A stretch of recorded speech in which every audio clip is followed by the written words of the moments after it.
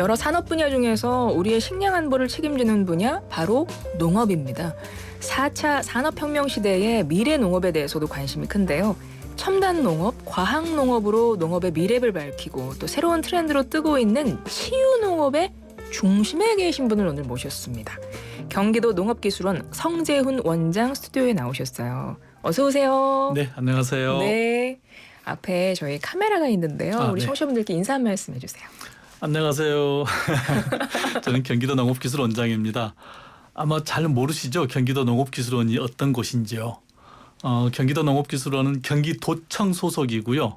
농업과 관련된 연구를 하고 그 기술을 개발해서 경기도 농민들과 경기도 도민들에게 보급해드리는 그런 공무원 조직입니다. 네, 어서 오십시오. 감사합니다. 경기도 농업기술원에 대해서도 간략히 어떤 일을 하는 곳인지 말씀을 해주셨네요. 그리고 들어오셔서 저에게 명함 한 장을 주셨는데요. 원장 성재훈 이렇게 돼 있고요. 그 아래 뭐라고 돼 있냐면 데이터 캐슬. 원래 성이 이렇게 쓰나요? 의미 왜 이렇게 쓰신 거예요? 데이터 성이십니다. 영어 이름을 이렇게 쓰시나 봐요.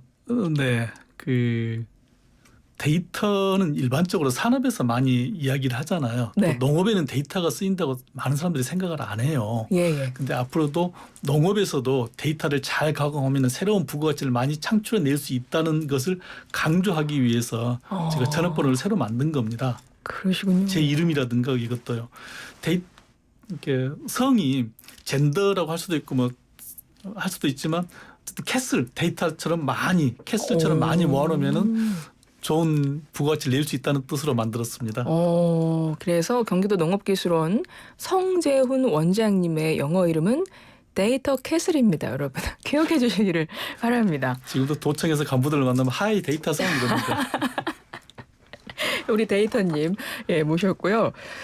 원장님 오신다는 소식을 제가 좀 찾아보니까요. 원장님이 2017년부터 4년 연속 세계 인명대사전입니다. 마르큐스 후스 후에 4년 연속 등재되신 분이에요. 디지털 농업의 전문가시고요. 농업 분야에도 꽤 오래 계셨고 궁금한데요. 직접 농업 분야에서 어떤 길을 걸어오셨는지 설명 좀 부탁드려요. 저는 땅끝 해남의 농부의 아들로 태어나서 해남에서 어렸을 때를 보냈고 광주 전남대학교에서 농대를 다녔고 농대 졸업하고 광주 농고에서 교사 생활을 했고 교사 생활이 재미없어서 사표내고 나와서 전남대학교에서 농학 박사를 받고 그다음에 농업연구기관인 농촌진흥청에 들어가서 계속 농업 연구를 했습니다. 한 30년 정도 그런 생활을 하다가 우연한 기회에 이제 경기도로 작년 1월 달에 오게 됐습니다. 저는 주로 농업 쪽 연구만 많이 했고요. 그러면서 간간히 이제 컴퓨터라든가 데이터라든가 인공지능이라든가 이걸 농업에 접목시키는 그런 메신저 역할을 좀 하고자 노력을 했습니다. 왜 농업의 신이라고 앞서 제가 안내를 해드렸는지 여러분 아시겠죠? 정말 농업으로만 쭉 길을 걸어오셨는데요. 2024년에는 글로벌 신지식인으로 또 선정이 되셨잖아요. 왜 그 말씀은 안 하세요? 그게 보통 사람들은 그냥 농업하면은 자연으로부터 인간이 먹는 걸 채취하는 1차 산업만 생각을 하시잖아요. 맞습니다. 요즘은 그렇지 않거든요.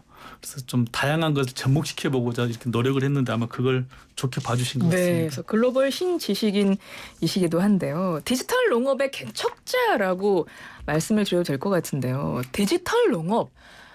앞서도 계속 말씀하셨지만 우리가 농업하면 1차 산업으로만 생각을 하다 보니까 앞에 디지털이 붙다 보니까 어떤 의미인지는 알겠고 앞으로 우리가 가야 할 방향인지는 알겠으나 머릿속에는 그림이 잘 안 그려지거든요. 설명 좀 부탁드려요. 지난 정부에서 4차 산업혁명위원회가 있었고요. 대통령 직속으로요. 이번 정부에서는 디지털 플랫폼 정부위원회라는 게 있습니다. 거기에 디지털 정부는 정의가 명확합니다.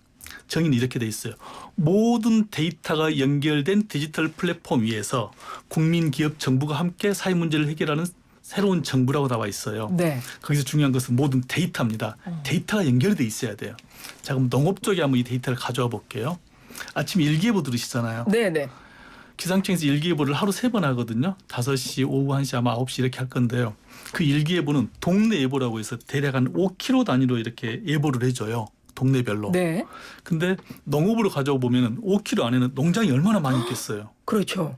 그래서 농촌진흥청에서는 이 기상청의 데이터를 그대로 받고 그 위에다가 지형도를 덮어요. 그러면 농장 단위 예보를 할 수 있어요.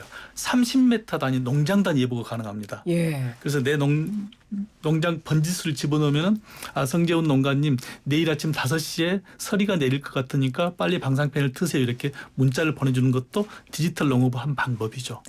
디지털 농업의 아주 일부분에 대해서 아주 알기 쉽게 간략하게 소개를 해주셨네요. 디지털 농업. 이제 미래 농업을 준비해야 한다라고 2014년 취임하셨을 때도 그 당시에도 이미 말씀을 하셨고 정말 디지털 농업은 미래 농업의 핵심이라고도 볼 수 있겠네요. 그렇죠. 지금 농산물 물가가 우리 소비자 물가에서 사실 차지하는 포션이 많지는 않은데 굉장히 예민한 건 사실이거든요. 네네. 뭐 배추 한 포기에 뭐 10,000원에다가 그렇죠. 3,000원에다가 하고 사과가 뭐 5,000원에다 3,000원에다 하면 가격이 진폭이 좀 크면은 소비자들의 반응이 좀 안 맞아요. 좋을 수가 있으니까요. 인공위성하고 또 접목을 시켰어요. 자, 인공위성 하면은 주로 이제 방송용 위성이라든가 GPS라든가 아니면 기상위성을 생각하시잖아요. 농업용 인공위성도 있습니다. 우리나라에서 농업용 인공위성을 올해 쏩니다. 올해요? 올해 쏘는데 그렇게 되면은 3일에 한 번씩 우리 한반도 전체를 스캐닝을 해가지고 배추가 얼마나 자라고 있는지 무가 얼마나 자라고 있는지를 알 수가 있어요. 네. 만약 배추 작황이 어렸을 때 별로 안 좋다. 그럼 위도를 옆으로 쭉 옮겨서 중국에 있는 위도가 비슷한 곳에 미리 연락을 해요. 올해 한국 배추 상황이 별로 안 좋으니까 빨리 여기다 배추를 좀 심자. 해서 선물 계약에서 수입할 수가 있어요. 그러면 네네. 우리나라 배추 가격이 안정적이 될 수 있는 거죠. 그런 농업 위성도 디지털 농업의 한 과정일 수 있죠. 기후위기 하는데 정말 미래의 디지털 농업이 아니면 안 되겠다는 생각이 드네요. 그렇죠. 말씀을 들어보니까요. 그러면 처음 취임하실 때부터 이런 생각을 가지고 계셨다는 건데 그 이후에 뭐 어떤 성과 같은 게 있나요? 네, 우리 코로나가 2020년 11월에 나왔죠. 지금 벌써 한 4, 5년쯤 됐는데요. 코로나 하면은 mRNA 기억나시죠? 네, 백신. 그러니까 코로나 이전에는 생백신, 사백신에서 감기 백신을 바이러스를 약하게 해가지고 넣어줬는데 코로나 때는 그걸 만들 시간이 없으니까 mRNA 기술을 써가지고 백신을 만들었다고 그러잖아요. 그 mRNA에서 m이 뭐냐면은 메신저예요. 네. RNA 리보백신을 크게 영향을 줄 수 있는 메신저 역할을 해줄 수 있는 이게 분자가 뭐냐 이걸 찾아내는 게 mRNA거든요. 네. 그걸 열심히 돌려가지고 인간의 몸에다 넣어주는 게 우리 코로나 때 백신이었는데요. 이걸 농업에 그대로 가져왔어요. 그래서 자 농업에도 자 벼가 자라고 있는데 병해충이 오면은 한 일주일 뒤에 우리 눈에 노랗게 보여요. 그럼 이미 얘가 피해를 입었어요. 그렇죠. 근데 하루 뒤에는 굉장히 많은 변화가 식물 속에서는 있는데 우리는 모르잖아요. 몰랐죠. 네. 이걸 mRNA를 이용해서 분석을 해보자. 그러면 사람 눈에 보이기 전에 식물의 반응을 우리가 알 수 있고 그때 처방을 해주면은 수확량이라든가 품질에 아무런 영향이 없게 되잖아요. 네. 그 기술을 지금 접목해가지고 올해 이미 쓰고 있고요. 그렇군요. 시작을 했고요. 그다음에 아까 인공위성 말씀드렸지만은 저기 연천에 보면은 콩하고 저희가 개발한 벼를 보급을 했어요. 네. 근데 저희가 콩 농사를 지을 때 물이 잘 빠져야 하거든요. 근데 물이 잘 빠지는지 안 빠지는지 어떻게 그 넓은 논을 다 보겠어요. 네네. 그걸 저희가 인공위성으로 봐서 3일에 한 번씩 지금 어디에 물이 잘 안 빠지고 있으니까 물 빼주세요. 어디 지금 병해충이 이쪽으로 쭉 오고 있어요. 잘 처리하세요. 이렇게 말씀해 줄 수 있죠. 그게 이미 올해 시작이 됐습니다. 이미 진행 중이군요. 네. 디지털 농업은 이미 진행 중입니다. 그러니까 성과가 있었다는 거고. 그래서 요즘에 농업 환경이 많이 바뀌다 보니까 정말 이런 준비는 예전부터 했어야 되겠구나라는 거를 말씀 듣고 나니까 더 알 수 있겠는데요. 근데 그럼에도 불구하고 아무리 이렇게 대응을 하고 계속 선제적으로 뭘 하려고 해도 이 기후위기가 워낙 빠르게도 하고 변화가 심각하다 보니까 어려움이 좀 있을 것 같거든요. 원장님 보시기에 우리나라 농업 현실 어떻습니까? 흔히 저희들은 삼중고라고 말씀을 드려요. 세 가지 가장 어려운 게 있습니다. 농사는 하나님하고 같이 지어야 돼요. 기후변화 이건 저희가 어떻게 할 방법이 없습니다. 두 번째, 고령층. 우리나라의 근로자의 평균 연령이 43세 정도 되는데 농민들의 평균 연령은 68세입니다. 고령화되어 있군요, 많이. 예, 그다음 세 번째, 청년농이 거의 없어요. 0.5%입니다. 그러면 10년 뒤에는 농사 지을 사람이 없어요. 지속 가능하지가 않습니다. 이게 가장 큰 어려움인데 쉽게 해결을 다 못해요. 네. 기후변화 같은 경우는 저희가 이렇게 대응을 해요. 하나님이 갑자기 태풍을 내리는 걸 저희가 막을 수는 없어요. 그렇지만 그 태풍의 피해를 최소화할 수 있도록 밖이 아닌 실내에서 농사를 짓는다거나 아니면 밖에서 농사를 지을 때 그 저온에 잘 견디는 작물을 만든다거나 이런 식으로 저희가 조금씩 대응할 수 있을 뿐이지 하나님이 하는 큰 기후변화에 대해서는 농업 쪽에서는 정말 할 수 있는 일이 사람이 없습니다. 할 수 있는 게 없죠. 기후 같은 경우야. 예. 그죠? 환경 이런 부분은. 경기 농업기술원 원장님이시기 때문에 경기도 농업기술원. 경기 농업의 현재는 지금 어떻게 진단하고 계세요? 우리나라 1년 전체 예산이 한 670조 정도 되거든요. 네. 그중에 한 2.8% 정도, 한 18조 정도가 농업 예산이에요. 자, 경기도 예산은 한 36조 정도 되는데 그중에 3.2% 정도가 농업 예산이에요. 네. 그래서 경기도에서는 농업을 우리 정부보다 좀 더 관심을 두고 있다고 표현할 수도 있는데 안타까운 것은요. 자, 경기도 인구 1,400만이죠. 인천이 지금 한 900만 정도 되죠. 서울이 900만, 인천 400만. 그렇죠. 인천이 300만, 네. 뭐 사람 그 전체 다 해가지고 한 2,600만 정도. 네. 우리나라 인구의 절반이 이 수도권에 살고 있어요. 네. 근데 경기도에는 농민이 1.8%밖에 안 돼요. 그 1.8%가 우리나라 국민의 절반을 먹여 살려요. 그래서 저는 그러죠. 예산을 더 주십시오. 네. 너무 저기 한쪽에 몰려 있고 네. 해야 할 일은 많고 예산은 부족하고 땅값은 비싸고 고령화되어 있고 어려움이 참 많습니다. 네. 네, 그렇습니다. 경기도 농업기술원 성지원 원장과 함께하고 있는데요. 앞서 제가 이 시간 시작할 때 무슨 말씀을 드렸냐면 이제 첨단 농업, 디지털 농업으로 농업의 미래를 지금 밝히고 있고 또 새로운 트렌드가 되고 있는 것이 치유 농업입니다. 그 중심에 서 계신 분이라고 말씀을 드렸는데 치유 농업 정책을 추진하고 계신 거잖아요. 정확하게 치유 농업이 어떤 건가요?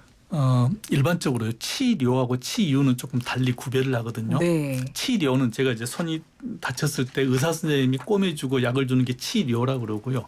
치유는 내 마음의 안정감을 좀 높여가지고 스스로 그 뭔가 회복할 수 있게 만들어준 걸 치유라고 그러거든요.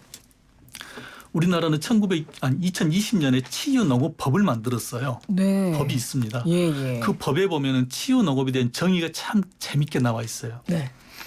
우리나라에는 6,000개가 넘는 법이 있는데 제가 제일 좋아하는 법이 치유농업법인데요. 뭐라고 되어 있나요? 거기에 정의가 이렇게 돼 있어요. 국민 건강이에요. 국민 건강의 회복 및 유지 증진을 도모하기 위하여 다양하게 활용되는 농업 농촌 자원의 활용과 이와 관련된 활동을 통해서 경제적 또는 사회적 부가가치를 창출하는 산업 이렇게 나와 있어요. 무슨 말이냐면 농업 농촌과 관련된 것 돌이건 풀이건 절구건 이 다양한 것을 이용해서 내 마음의 안정을 찾는 모든 산업이 치유 농업이에요. 궁극적인 목적은 국민의 건강이네요. 그렇죠. 이렇게 모든 국민이 타 계십니다. 어떤 활동들이 있죠? 뭐 텃밭 가꾸기 이런 것도 하나에 해당이 되겠죠. 예전에는 우리 애완동물이라고 그랬잖아요. 네. 내가 아껴주는 동물이 애완동물인데 그걸 요즘은 반려동물에서 평생 같이 가는 반려동물이라고 하잖아요. 네. 요즘은 반려식물이라는 게 있어요. 그래서 내 평생 같이 가는 거예요. 예. 그러면서 같이 삶을 누리면서 마음의 안정을 찾는 이런 것도 치유농업의 일종이라고 볼 수 있습니다. 아, 그렇군요. 그러면 농업 초보, 농린이들에게 추천하실 만한 어떤 키우기 좋은 식물 있을까요? 평생 같이 갈 수 있는 식물. 어떤 그 나무하고 채소리하고 조금 나누어야 하는데요. 네. 나무 같은 경우는 각각 의미가 참 많이 있잖아요. 예를 들면 대추나무 같은 경우는 좀 그 다복 그 상징이라든가 이렇게 활용할 수 있듯이 큰 나무가 있고 작은 것은 이제 채소 같은 경우. 채소는 집에서 쉽게 키울 수 있잖아요. 네네.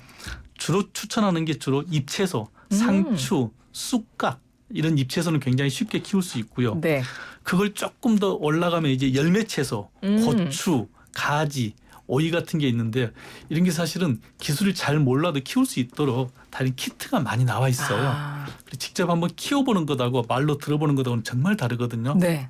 키워보면서 잎도 한번 만져보고 그다음 물도 주고 어쩔 때는 한 3일간 바빠서 물 안 주면 얘가 시들시들한 거 보이면 마음 아파하기도 좀 하고 그렇죠. 예, 맞습니다. 그러면서 같이 치유가 되는 것 같아요. 잘 크면 굉장히 뿌듯하고 막 기분 좋고 그런 느낌도 갖게 되죠.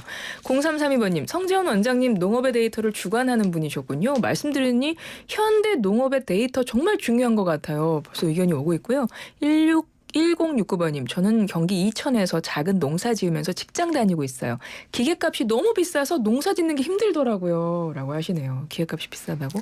7230번님, 주말 농장 하다가 폭삭 망한 1인입니다. 데이터 활용 서민들도 활용하면 좋겠네요. 이런 의견들을 주시는데 벌써 시간이 훌쩍 가서 우리 청취자분들의 의견도 있었고 해서요. 끝으로 한 말씀 부탁드리겠습니다. 제가 한 30초 정도 이렇게 이야기를 해볼 테니까 이 이야기를 누가 했는지 한번 맞춰보세요. 네. 인공지능의 등장으로 농사에 대한 경계가 무너지며 장소와 육체 노동에 얽매이지 않는 자유로운 농사꾼 시대가 온다. 인공지능이 접목됐을 때 가장 시너지를 낼 수 있는 산업은 바로 농업이다.